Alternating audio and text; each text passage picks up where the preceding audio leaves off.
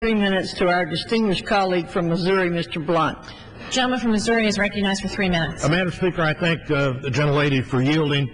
On the debate before us today, this has been a discussion that's been going on in the country for 3 years now.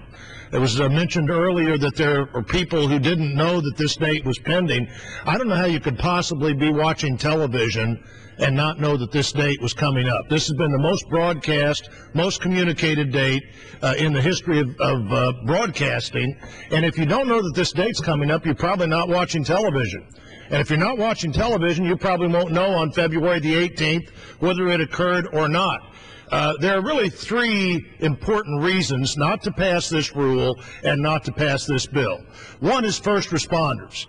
The 9/11 Commission, discussion after discussion since then and before then, has talked about getting all our first responders on one level where they could communicate.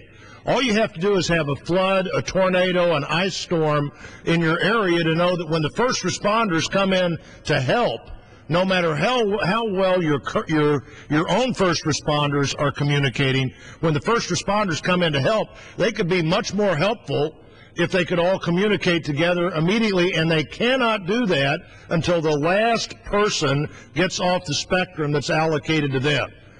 Many of them are ready to do it on February the 18th. Others might be on March the 1st, but it doesn't matter. We're saying they can't communicate because we're not going to take people off the spectrum. Also, is a 3-year plan better than a 115-day plan? The truth is, my friends, the people who win today, and I assume the majority will win since they had a majority of votes on suspension, the people who win will lose this argument in mid-June. In mid-June, there will be problems, just like there will be a few problems on February the 18th. In my district, the speculation is 99% of the people are ready for this transition. The original bill said that we would automatically make the transition when 85% were ready. The number was used a minute ago that 95% are ready in the whole country now. There are going to be problems in mid-June, and some of these problems are going to be because what we do here today.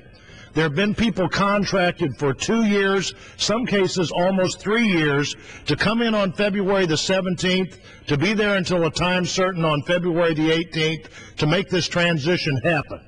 Those same people aren't going to be available to be contracted for whatever this day is in June. And, of course, the third reason is we sold the spectrum.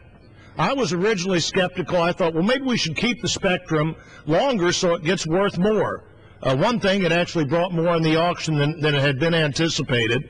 Two things, in the time since we made this decision and today, we went from number 2 in broadband communication in the world to number 16 or number 19. We need to move on with this. We sold the spectrum. We cashed the $20 billion in checks. And now we say we're not going to deliver what we agreed to deliver. The government needs to keep its word on this and every other item. I yield back. Gentleman yields back this time. Gentleman from Colorado. Thank you, Madam Speaker. I would like to yield 2 minutes to the gentleman from New York, Mr. Weiner. I thank you very much.